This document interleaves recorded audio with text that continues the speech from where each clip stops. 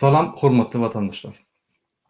Men şu gepleşimde sizin soruňuňyza jogap berdim gelýär. Bir näçe wagtdan bäri bir topar sorular ýygnandy.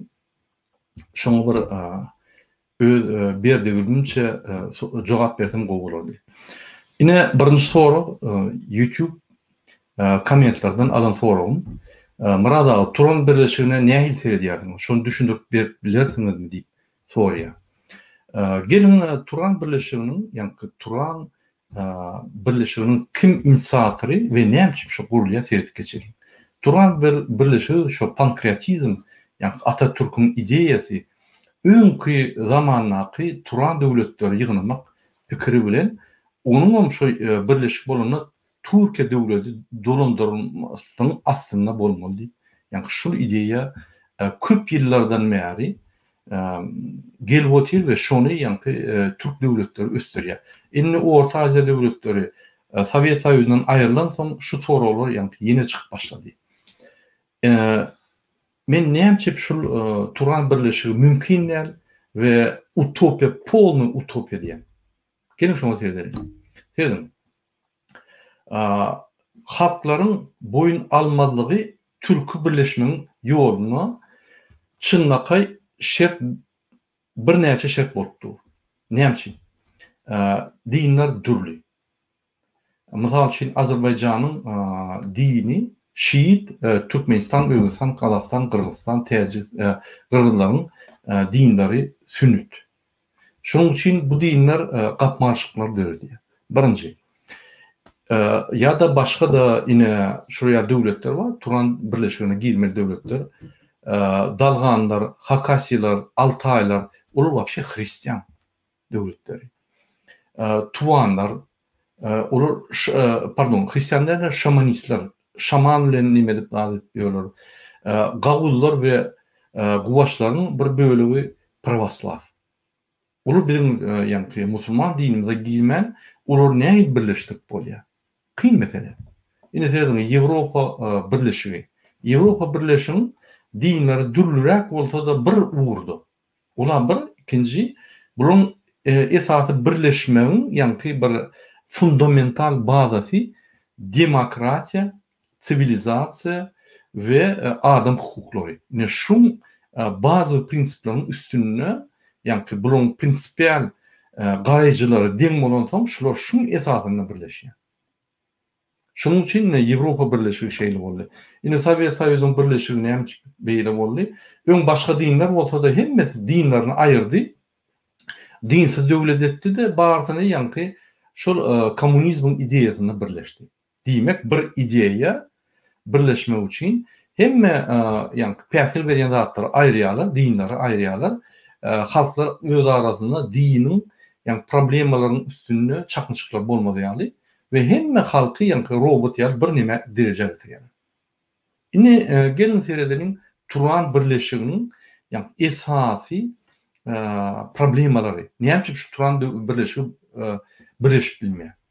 Sebebi ýani diýişim ýaly dolganlar, Hakasiler, Altaylar we Tuvanlar bular Ortaýa ýerleşen halklar öň musulman öň ýani Turan birleşigine bolan halklar şamanistler. Şamanlaryň ýa bu dini başga. On beýleki gawullar, çuwaşlar olar bir topar bölegi pravoslav.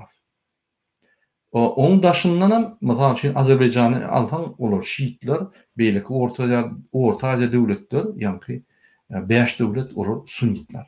Deňlerini olar ýani dinleriň urlar deňlerini. Indi ýene bir başga bir perspektiwa seredelim. Diktator döwletleriň hemmesi diktator döwletler we dürli derejede. Mysal üçin Gazakstanda Türkmenistan diktatury uly, Türkmenistanda esasan uly. Özbekistan, Gazakstan, Azerbaýjan dürli diktaturalar. Kırgızstan diktaturadan çıkıp başlady. Türkiýede diktatura, ýaz diktatura da belli däl ýöne diktatura garşy botyr. Diýmek şuraryň ýani diktatorlyk derejesi dürli bolansoň bir netije gelip bilmeýär. Şo ýerde çakınçyklar bolýar. Ýani diktatur diýmek diktatura sistemasy. şu sistemalar dürlü olansa bunun öz arasında yani netice çıkarışı ve netice çıkarışından sonra arasında gepleşiklerin yani efektivnesi den gitmiyor. Çakınçıklar oluyor. Şunun için onun problemi hükmünde bulup durur. Bundan başka dürlü iqtisadiyeti ve siyasi sistemalar. Yine Türkiye devletinin arkaları siyasi sistema dürlü. İqtisadiyet sistemi dürlü. Siyasi sistemada bir topar partiyalar var. Hakika opozisyon partiyalar. İqtisadiyet sistemada Türkiye devleti bizimki ýaly tebiğ baylıklarımız yok. Olu dine turizmin ve başka dağıtların üstüne kazanıyor. Şunun için yine bizim misal için Orta Asya'daki 5 bay devletler yani tebiğ baylıklı ve siyaset başka sistemalar bilen bu sistema siyaset sisteması dengeli yok. Yine Türkmenistan'da opozisyon yani partiyalar yok. Özbekistan'da yok. Kırgızistan'da bağ diýsem bolýar. Kazakistan'da yok. Buraya Tacikistan'da yok. Şu diktatör siyasi sistemalar bilen Türkiýe sisteması dengeli. Onun bunun arasında misal için yine Türkiýe siyasi demokratik toporu gelir Kazakistan'a ya Türkmenistan'a. Olar bilen demokratik toporlar yok, gepleşik geçirilmez. Ay sizde demokrasiya yok deyip gider de ya çıkış edip aydar ondan sonra Türkiýe döwleti bilen Türkmenistan ya Kazakistan döwletlerinin çakınçyklary bolýar. Yani siyasi çakınçyklary. Ne şu ýaly yani problemler diyorlar. Dürlü däp destular. Türkiye Avropalaşdyrylan halk, bizim halkymyz Türkmenistan'ın halky yapık duran bir köne ösmedik halk, Kazakistan halky, ösen halk, ortaşan halk, Özbekistan halky iki tarapda bulun yani ösüş däp desturlary dürlü bolsa o ýerde de çakınçyklar bar. Gepin tümekleri esasy çakınçyklar siyaset yani sistemalar deňde. Ondan sonra iqtisadiyet sistemalarını dolandırışga deňden misal için Türkmenistan'da bir adam yani netice çıkarıyor. Kazakistan'da bir adam netice çıkarıyor. Türkiye'de bir adam değil. Kırgızistan'da bir adam değil. Yani dürlü sistemalar. Olar çakınçylar getiriyor. Şoň için menin pikirimçe Turan döwletiň birleşigi, döwletlerin birleşigi ol bir utopia. Bolmajak zatdyr. Hiç wagt bolmajak zatdyr. Muny yani 100 ýyldan golay uğruna gelip ýolda şu ideýaň üstüne Atatürk'ten başlap şu neçellik gidip dur şu ideýa Atatürk'ten öňmady şu diýe ýöne Atatürk gollap şunu orta çykaryp maksady goýdy şunu bir öňkü Türk döwletleri birleşdirmek ýöne menin pikirimçe bu başa barma. Inni şu başa barma ýöne bir täze sistema dörärmikä diýen olam Orta Azia ve Türk döwletlerinin sistemasy. Onu näme giýer? Orta Azia birleşigi. Orta Azia birleşiginde 5 tan döwlet, Özbekistan, Kırgızstan, Kazakistan, Türkmenistan we Tacikistan'a girer. Onun daşyndan Tatarstan we Başkırstan girer. Ine şu 7 döwlet, bir döwlet gurnar 250 milyona goýan halk bar. Bu bolsa regional, yani regionda bir regional oýunçy bar. Bu Russiýanyň 140 milyon diyen halkının hakikaten 80 milyon halkına karşılar. Bunun Hıtay'ın yani atbaryan siyasetinde de bulur karşılar olmadı da doğru derecede cevap verdilerler. Yine şu birleşip yani burada adı şu birleşik bulup biler. Ne yapacak? Gelin şunu söyleyelim. Birinci şu birleşin esası güçlü tarafı şul häzir diktaturda ýöne hemmesi demokratiýa bar. Egerde Kazakistan we Türkmenistan demokratiýany utsa, hökümet suratda Özbekistan utýar. Egerde Türkmenistan, Kazakistan, Özbekistan, Kırgızstan geçen ýagdaýda Taçikistan avtomatik geçkiýär. Diýmek şu 5 döwlet eýem bir sistemada, demokratik sistemada diýmek adam haklary, adamyň behwidi in prinsipial fundament hökmünden bolýar Ýewropa döwletleriniň prinsipial fundamentleri ýaly we şular birleşýär. İkinci, demokratik döwletler bolsa sistemalar hem deň bolýar. Yani siyasi sistema içinin fundamental prinsipinden emele berýär ve daşına siyaset alıp barýar içine ve daşına. Diýmek şu sistemaların manisi deň ve uğur deň. bir çaltırak gider, bir yumuşak gider, yönü uğurları dem. Üçüncü, eğer de siyasetleri dingrek bir burada olsa, onun iqtisadiyetin ötüşen bir burada olur. Diýmek bu döwletler öz arasyna hem plotna siýasat kurup bilerler we iqtisadiyet baglanşyklary ýa-ni geçip bilerler. Bu birleşik mysal üçin başlar diňe howpsuzlyk boýunça. Ýene mysal üçin Talibanlar çökse gazaklar derrüw gerer. Ya özbekler gerer, ya täjikler gerer, biz gorlar. Ya da o ýerde täjikler, Hytaýlar, ya Gırgızlar, Hytaýlar çökse bize mark kömürler. Şu ýaly ýa-ni birinji howpsuzlyk bilen başlar. Soň ýa-ni siýasatyň esasyny howpsuzlyk başlar, soň iqtisadiyet birleşigi başlar. Vizasyz biz arasda gezers, aramızda. Şu birleşik Ýewropa birleşigi bilen ýa-ni bez viza eder. Şu birleşik Russiýada bir regional Russiýa ýa-ni oýnawjysy ýaly bolmada regional oýunçy boldy. Russiýa öz prinsiplaryny aýdarda, Russiýadan öz strategiýasyny talap eder. Sebebi öňüm şu birleşik güýçlü Russiýany saklap gelýän birleşikdi. Indi şol ýene-de öz mazmunyna gelýär. Bundan başga bizim 100 ýyllap bular bilen ýa-ni 70 ýyllap bir Sowet sistemada bolan soň bizim aňyrdan eýen birleşen tejribemiz bar. Dep desturlarymyz açyk ýakynlaşdyrdy. Mysal üçin siz gazaklar bilen häzir birleşigi çalp taparsaňyz türkler bilen. Türkler bilen tapandan. Näçip gazaklaryň bir bizim bir bile bir opşy ýa-ni tarihi geçmişimiz var 70 ýylda. Gatar kyn dilde biz gürleşip ýa-ni öz nokotlarymyzy ýa-ni baglanşak nokotlarymyzy tap bilýär. Türkler bilen kyndyr. Hawa musulman, hawa ýa-ni bizim doganlarymyz ýöne olar başga sistemada özüp mentaliteti, dünýä garaşy, köp zatlara olaryň dünýä garaşy bilen bizim dünýä garaşymyz deň gelmän soň bizim ýa-ni aramyzda bir topar nokotlar we garşydaş nokotlar. Ol bar. Ondan ýene bir gowzady Orta Aziýa halklaryň birleşiginde biz öňüm dogan halklar. Türkiýe mysal üçin bize bir näçe min kilometr. Biz Özbekistan bilen territorialny ýa-ni serhedimiz bar. Gazakystan bilen territorialny serhedimiz bar. Täjikistan bilen serhedimiz bar. Gırgızstan hem näme? Bir Orta Aziýada bolsa olar bilen düşünmek ansat bolýar.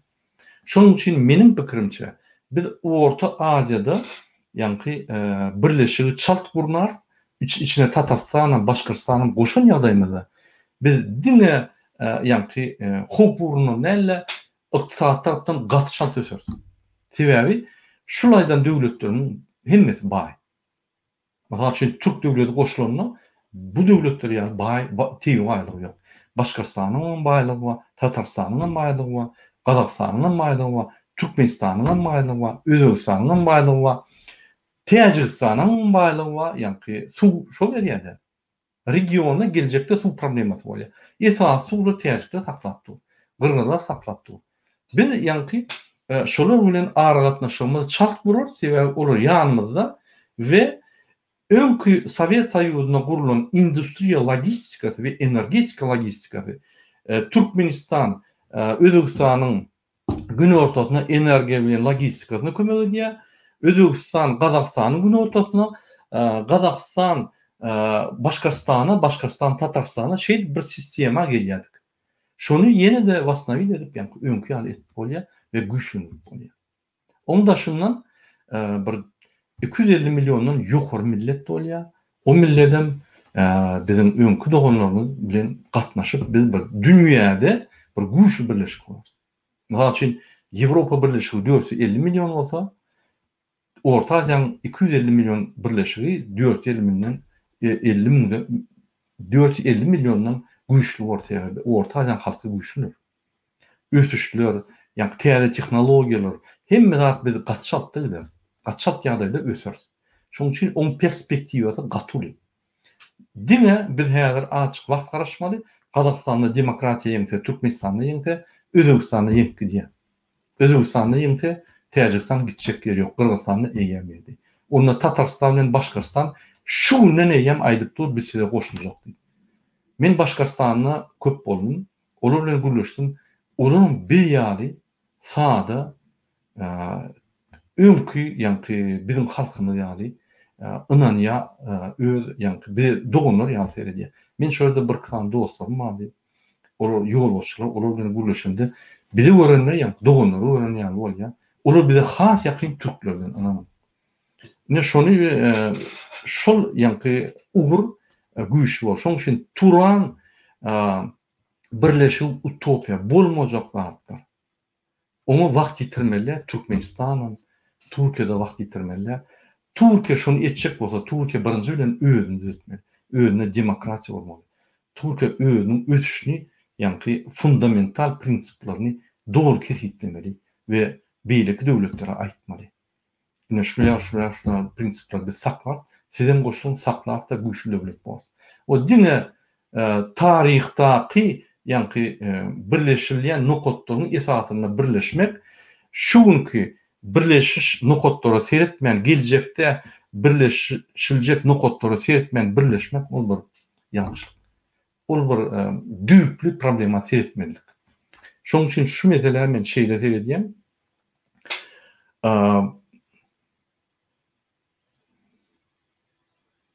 Şoň üçin men pikirimçe biz Turan bileşigi däl, şol Orta Aziýanyň bileşigine gatnaşan ýerde gerek. Indi ýene bir soraw boldy, şol kommentlerden aýdýan, maňa bir watandaşymyz soraw berdi. Siziň maşgalaňyz türkmenmi? Çağanyň ady anaýsmy? Bul bir men hususy ýa-ni informasiýam, men şu sorawlara köp jogap beresim gelýär. Ýöne, hawa men maşgalam türkmen, öýler garadamakly, öňüm aýtdym bir çykyşymda. Şo maşgalam bilen häzirim bärde çağırmam türkmen hemmeti. Kiçik ýygynyň adam Melisa.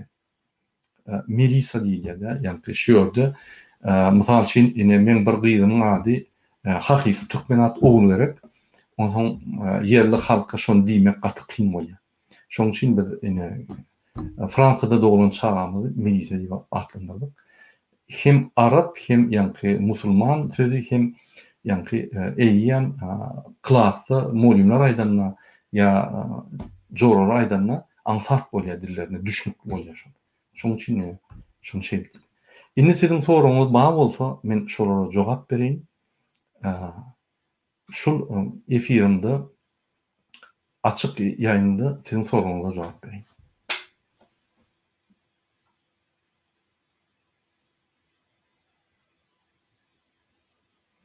Здравствуйте, Мурат Курбанович. Вы не раз говорили о своих выступлениях, что отправили многочисленные обращения и письма Международной организации по правам человека.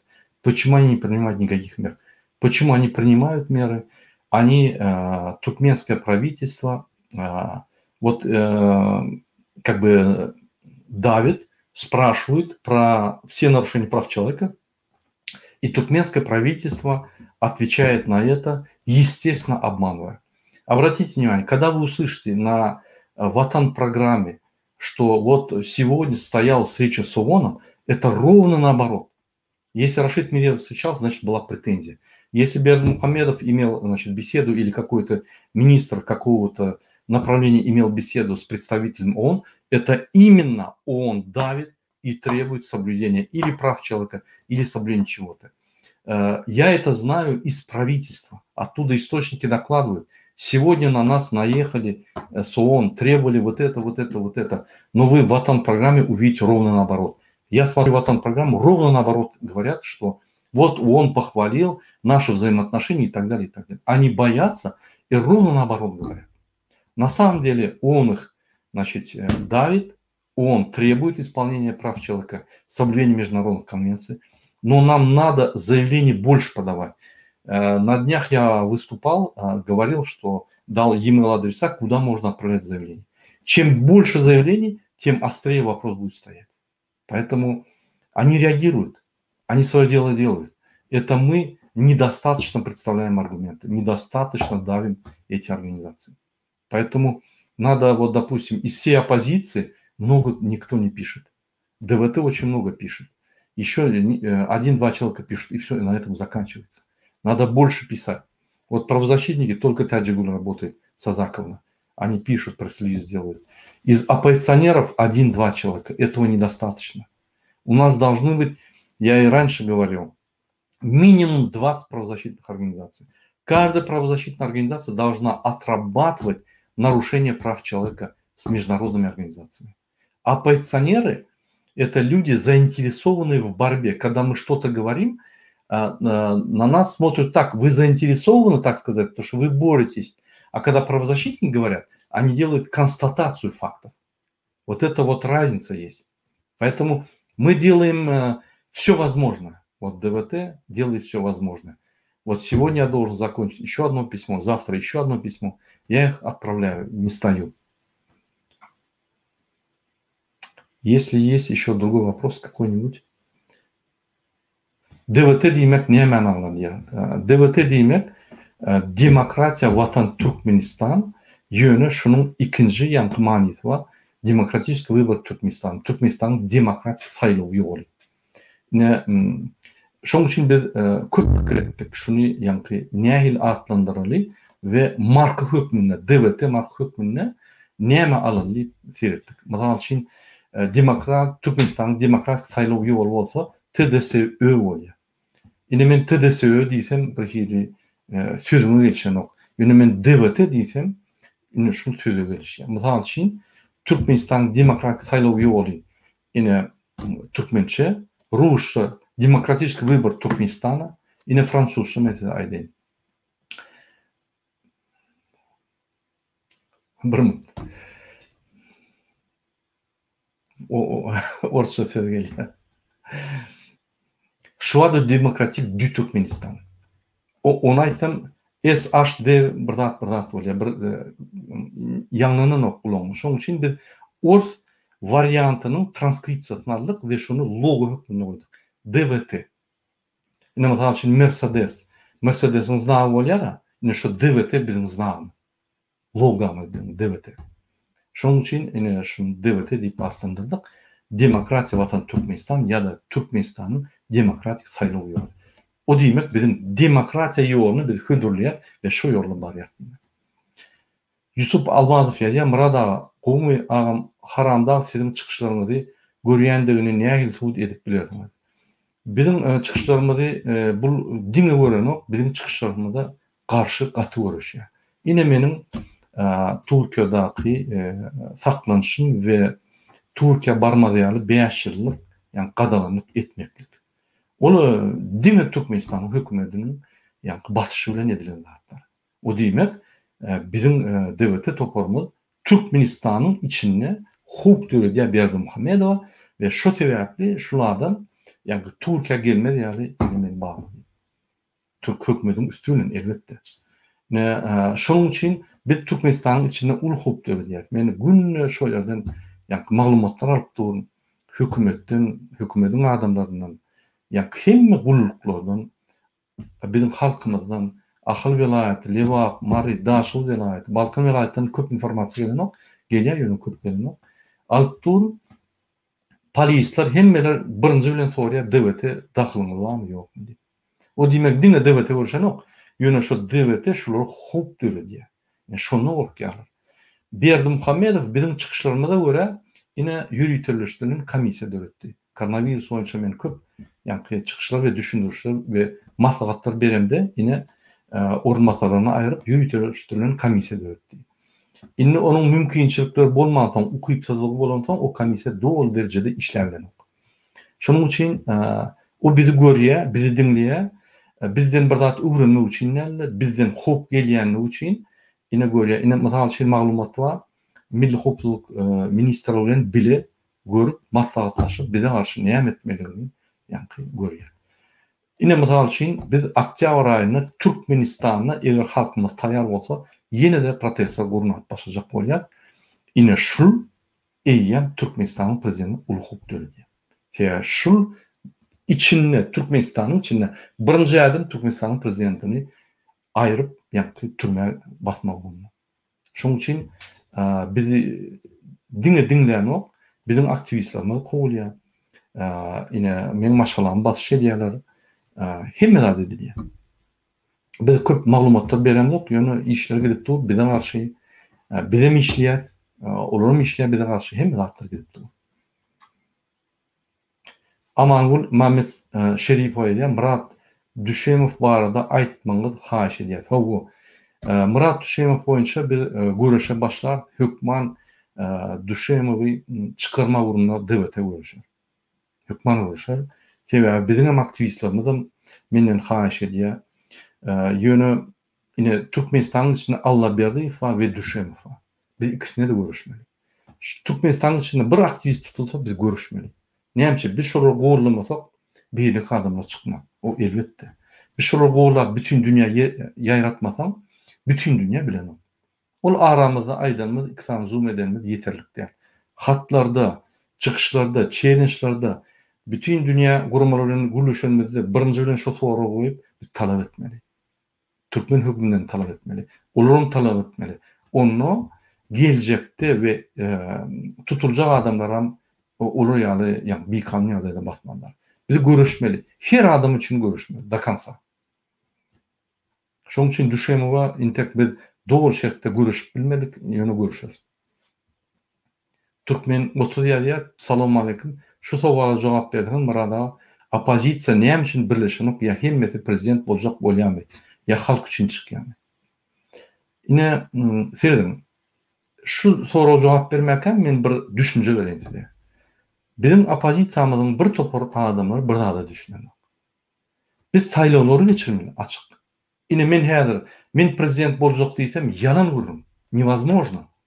Biz içine girip ýa-ni birinciden demokratik ýolda şu bir kanun prezident aýryp möhlet berip halkymyza saýlaw geçirip predwibörni kampaniýasy geçirip halkymyza programmalar düşündirip kim programmasy güýçli bolsa, kime halkyndansa, kime halk ses berse, ine şol prezident bolmaly. Şoň üçin Gurbanoň köp çykyş edýäni ýa az çykyş edýän hiç kim onu täzir etbilmez. Şunu aýran soň içine başlanýa birinji günden ýa-ni predwibörni kampaniýa başlanýa. Ine şonu görkezdiler. Şonu görüşmeli. Häzir birine karşymda görüşmek düýünden ýalňyşlyk. Men öňe aýtyp gelýän. Kim prezident boljak bolsa, geçmeli biz ýerden ýöräli. Boluň häzir çykyň. Çykyp häzir görkezdiň. Şoň üçin opozisiýa näme üçin birleşenok? Birleşmeli adamlar bilen birleşildi. Galanlaryny birleşdirjek bolsaň ýyllar gerek.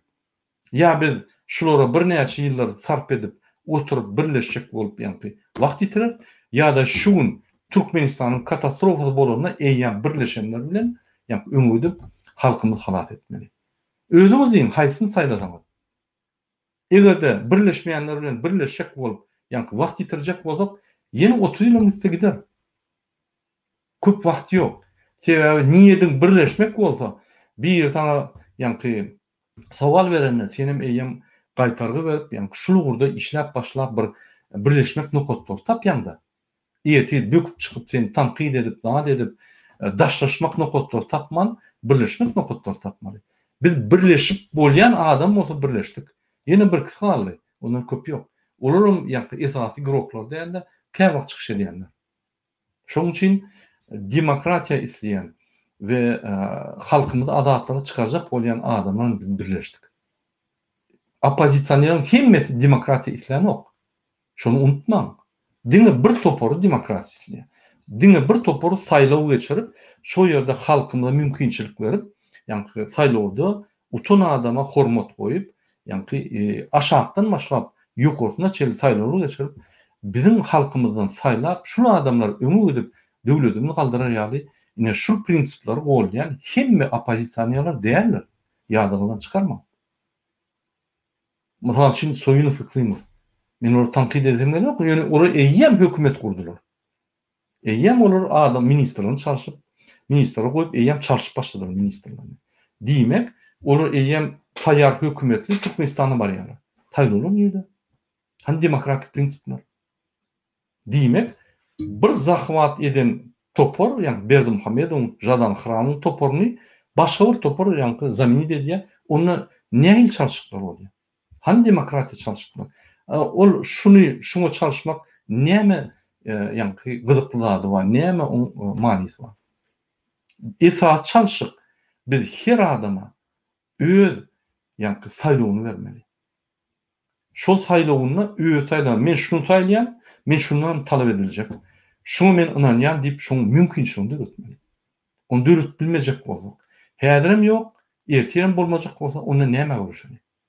Şoň üçin demokratiýanyň esas prinsiplary, demokratiýa bir modny söz däl, esasy dünýäde iň güýçli zat adam baht üçin, adamyň ýanky arasy, arqyn ýaşamak üçin, baxtly durmuş üçin demokratik prinsipler. Şu daşynda bolsa adam baxtly bolýar diýip bir topar ekspertler suwd edip, siýasatçylar suwd edip şu netije geldiler. Churchill'im diýdi, dünýäde iň bir nejisat demokratiýa. Sebäbi hemmesini tanqid edip bilýär. Ýöne dünýäde iň güýçli zat adamyň haklaryny gorayan we adamyň baxtyny ýa gorayan zat demokratiýa. Şoň üçin biz şu prinsipleri saklap gelýär. Baştan soňa çendik. Başka sorular bolsa? Ulugybek Abdullayev. Salamu aleykum Murat Gurbanow. Türkmenistanda saýlaw bolsa siz dalaşgar boljakmasyňyz? Men onu häzir diýiljekler. Sebäbi menim esasy rolum şu diktaturany aýryp bizim halkymyza adatlygy çykaryp bütün ömrüni bolmadyk ýa-ni demokratik prinsipleri öňüne goýup halkymyza mümkinçilik öýretmeli. Sebäbi bu agyr mesele. Bizim edýän işlerimiz agyr. Şu netije geleninde men görürüm. Egerde aktivistler meni gollasa, egerde men gaty adamasam, men onu dowam ederim. Egerde aktivistler gollamasa, menim o maniýetini görmesem, onu men çekilir. Şu wagt men size hiç atýyjekler. Sebäbi şu wagt birinji etapym şuna bizim halkymyza diktaturany aýryp, diktatura gelmedi ýaly jemgyýet ösürip, jemgyýetiň demokratik institutlary, ýagny saýlawlar açyk, adat metbugat, adat iş, adat sözi, hemme adatlyklar beren soň diktatura gelmedi ýaly etmeli. Şoň üçin birinji etapy biz bar bereli, birinji etapy baraly, on soň aýdan häzir diýiljekler. Sebäbi men size aýdaýyn näme?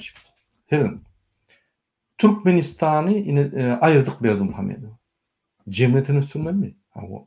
Iqtisadiýetini ösürmelimi? Hawa. Türkmenistan siýasatyny ösürmelimi? Hawa. Hemme zat ösürmeli.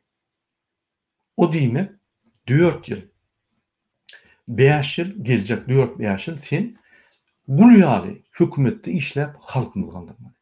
Giýje unny.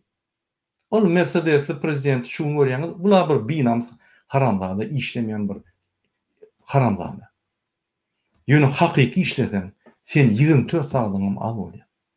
Pudukla galdyrjak bolsaň, siýasat galdyrjak bolsaň, adamyň bilimlerini galdyrjak bolsaň, sen ýa 24 sagatla bilim berip durmaly adamlar. O diýmek näme?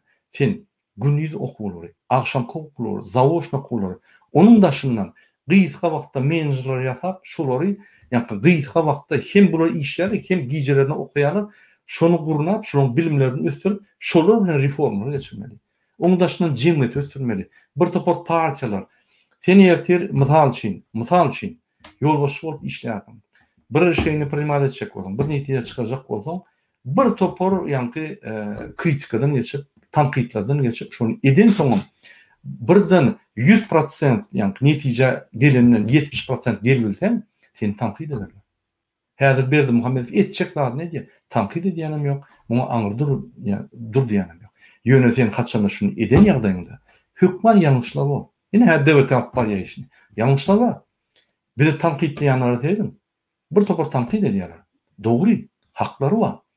Ýöne olum bir niýagy, olum bir stres, oňdaşyndan sen işleýän puduklar galdyrmak üçin, halkyň bilimini galdyrmak üçin, jemgyýet ösdürmek üçin, adatlyk, metbugat adatlygyny bir topar ýa-ni uğurlarda, siýasatda, iqtisadiýetde, metbugatda, sosiallarda prorivnoy tehnologiýany geçirende ýa-ni ösün adamlar bar, ösmedik adamlar bar. Ösmedik adamlar ýöne gyrazym bolmada, olar sosial garantiýalaryny bermeli.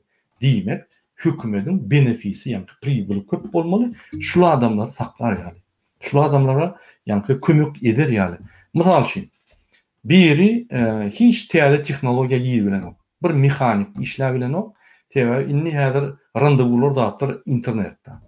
Telefonla randevu alýarlar, ýa-ni maşin bejermek üçin bunu bilen ok. Bunu okutmaly. Urunup bilen ok. Başga işte işläti gelen ok, mehanik. Diýmek bunu okutmaly. Diýmek okudyňça şoň aýlany bermeli, sosial pasobiýet vermeli, şunu okutmaly. Onu sistemi gurmaly. Saglyk goraýyş sistematyny gurmaly, sosial sistematyny gurmaly. Bilim sistematyny bir topar Ýewropadan güýç sistemalary Türkmenistana getirip üstürmeli. Men olaryň içinde işläp ýör, men ýatdym bilen olar. Ýöne menden başga bilýän ýok. Diýmek, şu adamlary Ýewropa getirip, öwredip, ýene getirip, ýa Ýewropadan üstüne başga bir spesialist getirip, öwredip ýerine bizim halkymyzyň menejerlerini, ýagny ýolbaşçylaryny okutmaly, üstürmeli. Ýaş olanlary, şular işläp durka, ýaş olanyň grupasyny eýem Ýewropa iýerip, şu ýerde administrowaniýa öwret. Onsoň şular ösünni, şular iýini tutup gider ýaly. Bir topar zatlar etmeli. Giýjegini işlemeli. Men 55 ýaşymda. O diýmek 5 ýylymy men maşgalan bilen näle, hiç zat bilen näle diňe giýjegini işläp başga zat görmem. Men köp ömrüm almady, bir gaty ise 20 ýyl ömrüm aldy. Şoň 5 ýylyny men aýırdym bolýa. Öz, ýa hakyky ömrümden. Şoň üçin onu bir ölçek görmeli. Sen şoňa taýarmy ýa taýar däl. Eger taýar bolsaň, onu maşgalanyna boyun almaly. Siz men 5 ýyl görmersiňiz, men giýjegimdi işlewem. O çağanyna boyun almaly. Her çağan sana ýa-ni bir baglyya kömek bilen näl? Seninle gülüşeti öyle, çay içeti öyle, maslahatlaşy öyle. Bu bir çılmışlı mesele. Men bütün ömrümü işläp geldim. 16-20 saat işleyen käbä. Bütün ömrümü işläp çağın üstüni görmedim, uluşyny görmedim. Şo giýjegini daşda, ýa-ni öýüň daşynda işläp. Käbä 6 aýam öýe gelmedim. Daş ýurtlarda işläp. Şo ýaly çağlaryň üstüni görmedim. Ol bir tragediýa. Şoň üçin şunu bir pikirlenmeli. Şunu ýa-ni dogry şeýni almakan gowy pikirlenmeli. Bir şu ýoly ýüredimmi? Dakansa gitmeli, ol ýarty ýoly taşlap bolmaly. Ya ýüremeliler, ya ýüremeli. Şoň üçin bu mesele kyn mesele. Diňe ýa-ni menejer çögüp diýerler, bu bir durmuş çögüdi. Şoň üçin düýgül seretmesem, häzir diýiljek.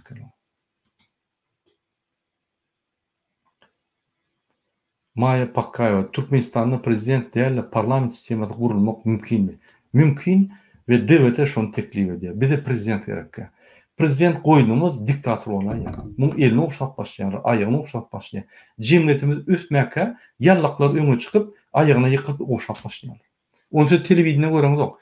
Misal için Türkmen başı diyen bir haramzade. Eyyem 93. yıldan başla şu kabinetine oturunu Recep Saparov'dan başlap şeyle giyirip emedekler barıp ayağını okşap atam diýerdiler. Yani yallaklar öýlerin arasyna dünya çempionatyny yallakmak boýunça geçirip ine beýleki normalny bir öýüni filan adamlary maskara edip yani öňe çykyp şol adamlara bir topar haramlyklary mejbur etdiler etmäni. Ine şu ýaly zatlar bolmady ýaly men her wagt diýen. Bizde parlament döwleti bolmaly. Birinji 4 ýaşy. Parlament döwleti ýa-da birinji 4 ýyl prezident döwleti bolmaly, olam demokratik döwleti bolmaly. Prezident döwleti bolanda onu halk maslahaty diň rol alyp gitmeli, sebäbi protiwawes balans bolmaly. Diňe prezident döwleti etsek häzirki ýaly hemme haklar onu. Diň hak bolmaly, birden ýalňyş ýörese bäde impeachment berip ýykarýar.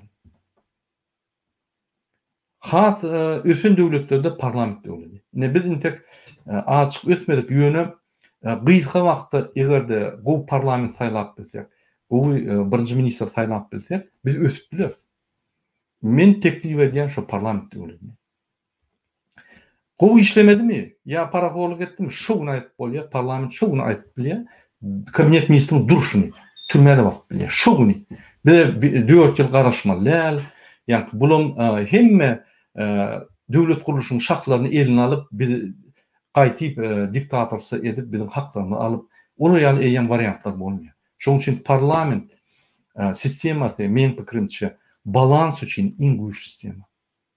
Ine misal üçin Fransada prezident öyle diýene senat bilen parlamentin güýji gatyly. Üstelik wagtda prezidentin kararyny bozup bilýär. Türkmenistanyň gynatan bulýar. Şoň üçin muňu seretmeli, egerde parlament güýçli bolsa, halk maslahady güýçli bolsa, prezidentde etdirmeýärler. Şoň üçin saýlawlar gerek. Häzirki saýlawlar näme bolýar?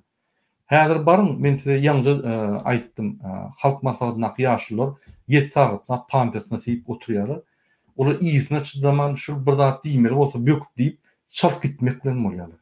O bizim haklarymyzy prezidentiň öňünde goramak ýa-da öz pikirlerini aýtmak ýa-da prezidente durun, siz ýalňyşýaňyz, konstitusiýa bize bunu mümkinçilik berenok. Bizim şu zatlary etmäne hakymyz ýok diýmäne aňyrda dursun. Bular şu ýerden sypsa näçe çaltypsa arada düňçöňden gaçýar şu ýerden. Ine oraya halk maslahaty, oraya parlament bolsa, onda ýene yani kabinet ministrinin diktatörü. Şoň üçin bize saýlawlar gerek. Bize diňe prezident saýlawlarda aşağıdan arçından başla. Etrafın hekimi, yani onun vekilleri, ağaları, etraf hekimiyetinin ağaları, şehir yani deputatları, vilayet deputatları, meclisin deputatları, halk maslahatının deputatı hemden saylanmalı. Onu hiç yerde parahorluk olmaz. Bir deputatı yani parahorlukta jurnalistler balıp aramlar trafim yanında jurnalistler var külü çıkarılır. Derhal cinayete çekilir. Sebebi televizyonda görkezirler, gazetelerde çap ederler. Eýen bağla başlar, bağla başın yani tutup bunu cinayete çeker. Şu yani skvoznoy prozraç sistemi var. Häzir sistema yok. Prozraç sistema anlada dursun. Sistema yok. Han prozraç sistema bizim hökümetdäki bolup geçen zatlardan habarmy? Näme bolup geçýär? Hemme zat ýapyk, hiç wagt eşitmersiň. Gazetede çap edilen şonuň diýen zatlar. Diňe robot sözleri. Yine Türkmenistan'ın prezidenti şu gün plan bilen duşdy, gepleşik geçirdi. Şu gepleşikde ara gatnaşyklar, iki döwletiň arasynda ara gatnaşyklar, yani ama ara alyp maslahatlaşyldy. Tamam, boldy. Başka informasiýa ýok. Bu kontraktlaryň gol çekýän bahalarynyň hümbeli ýok, näme diýeniň belgisi ýok. Bütün mümkin watanlar satyp ýör. Yine Kaspy deňizinde bizim bir küçük yani yerlerimiz var, onu satyp ýör. Habarmy ýok. Sebebi Türkmenistan'ın prezidenti Türkmen halkynyň öňünde jogapkärçiligi kiçilik görýär. Ine teredim ýollar ýapyk, näçe ýollar çok. Kiçilik görýär. Halky ýollar açdysa şonu etmäni özüne kiçilik görýär. Özüni halkyň üstünde bir Hudaý diýip hatap edýär. Hudaý diýenem ýanlak var. Emkemede ılgap böküp ýör, yani bular da tutun basın diye size bayramçılıkta zıvani verecek, aylıklarını köpülecek deyse icretini satýarlar bular. İcretlerini satýarlar. Şu yani bolmaz ýaly biz yallaklardan, paraholukdan, hükümetten şol adamy aýyrmaly. Yallaklary paraholuk. Bolmasa biz öňüňizler. Başka soru bolmasa Aman Meredov aýdýar, Murat Gurban, siz maksat Saparmadyň aýdynyna näme serýäňiz? Ýagny Özbekistan granitsa uçup içine girer diýen variantda. Men Saparmadyň hemme diýen zatlaryny gaty hukukly serýär. Ýöne variant hökmünde bolup biler, bir zat ýadyndan çykarmaň. Özbekistan diktator döwleti. Ine şun ýalňyşmasam ýa-da Özbekistanyň prezidentine voş diýip at takyldy. Yani voş yani milli yani milli ata ya milli lider. Ol Türkmenistan'ın prezidenti hökman suratda milli lider bolmak diýen zat ýok. Ol bir menajer. Biz Türkmenistan'ın prezidenti bizim atamız bolmaly diýen zat ýok. Ol bir hökümet halk tarapyndan wagtlaýynça 4 ýyllyk 5 ýyllyk saýlanyp hükümetteki kanunları berca etmek için adam. Biz onu hem ata diýeli. Biz onu hem Türkmen başı diýmeli. Biz onu hem arkadar diýmeli. Ol bir utanç, maskaraçylyk. Ine misal üçin sen bir edarada işleýän, şopru. Sen edaranyň ýolbaşçysyna sen hökman atam diýmeli. Ýolbaşçy. Şunu islemeden şu ýolbaşçyny çalışýan. Sebebi bizim hakymyz var. Şu ýolbaşçyny çalışmagy. Näçe biz onu ata diýeli. Ol bizim aşağımızda konstitusiýa boýunça halkyň aşağına hökümet hökümetiň ýolbaşçysyny. Bize jogapkärçilik bir borcu var. Näme biz onu ata diýmeli, näme biz onu türkmenbaşy diýmeli, näme biz onu arkada diýmeli. Şonuň üçin ine haçan Özbegistanyň üstüne giden ýagdaýymyzda Özbegistan diktator tarapa barýar. Bizi tutulyp biler we türkmen hökümetine geçirilip biler. Onu bular ýanky bir-biriniň arasynda gepleşikde edýärler. Bulan bir sistemat var diktatorlaryň arasynda. Russiýa, Türkmenistan, Azerbaycan, Uzbekistan, Kazakistan arasynda terrorizme karşı görüş diýip bir bagnaşyk bar. Ýöne şu ýerde girdiň bagnaşyk oppositsioneri tutup bir-birine bermek. Mysal üçin men Kazakstanyň çykyş edýän bolsam, men tutup Türkmenistana terroristlik bermek, Türkmenistana meni ýani terrorizm ýa ýene bir zatda oppositsioner hökmünde däl, başga bir jinaýatlaryň üstüne men jinaýatdan çağırmak. O düşünüp ýani. Şu ýaly şu döwletiň üstüne geçmek meniň pikirimçe näme dogry? Haçan ol demokratik döwlet bolýan bolsa, onda geçip bolar. Serden Türkiýe demokratik döwlet diýsen bolýa, ýöne şo söz diýsen bolýa. Ine men aktivna herekete başladym şo ýerde. Meni ýanky bir hereketiň oppositsioner hökmünde sakladylar. Näme? Mesele düşünürüm. Men ine Erdogan. Meniň ýoldaşym, meniň işdeş hökümet ýoldaşym Berdimuhamedov. Ine bir Ýewropadan biri gelýär, Türkmenistan, ýa Türkiýede halkyny galdyryp, ýa Türkmen halkyny galdyryp, men işdeş ýoldaşyma garşy ýa nime turýar? Olam elbetde gaty gorkansaň derrüw jaňa diýär-de, maňa her wagt pähk berýär. Ay näme gerek şu zatda men şu gurbanyny durdunym bilen hemme zat durup galýar. Şu problemler ýitdi. Ine edýär. Bolmasa içinde bir topar partiýalar bar, bolmasa içinde bir topar jemgyýetler bar. Edýär.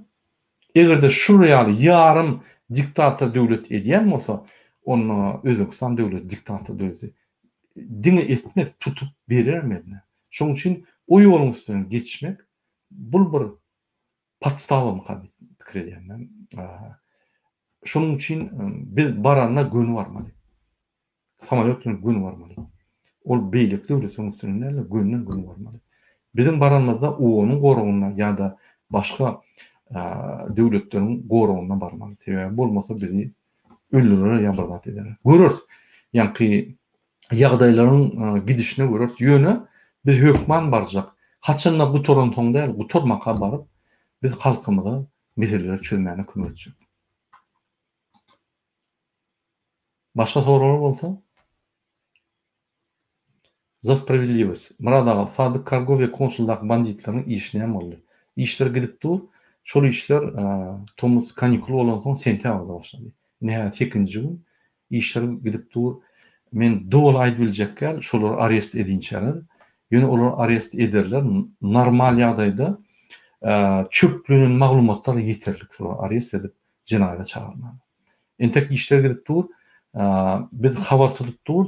Prokurorlardan men şoň üçin bardym Türkiýe prokurorlar bilen duşup ofitsialna sorag edip şoldan jogap almaly. Indi ol mümkinçilik bolman soň men bir şöyle adwokatym bar. Resmi taýdan kanunlaşdyrylan adwokatym bar. Şoň üstüne men bilip size jogabyny aýdym. Häzir men size köp maglumat beriljek şu mesele boýunça. Ýöne olar jinaýata çekilerler. Türkiýe näme bolsa da kanunlar işleýär Türkiýede.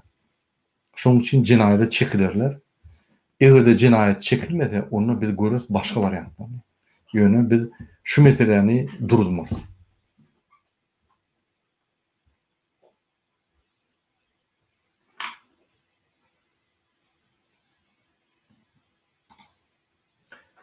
Başga soralar bolmasa, şunuň bilen efiri utaraly. Men şu efiriň soňunda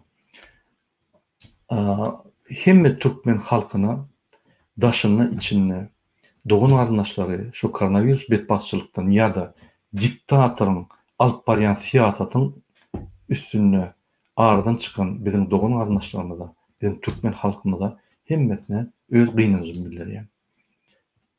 Ölün adamlaryň yatan ýerlere ýakty bolsun. Allahan Hudaýjan iýi ýaratyn.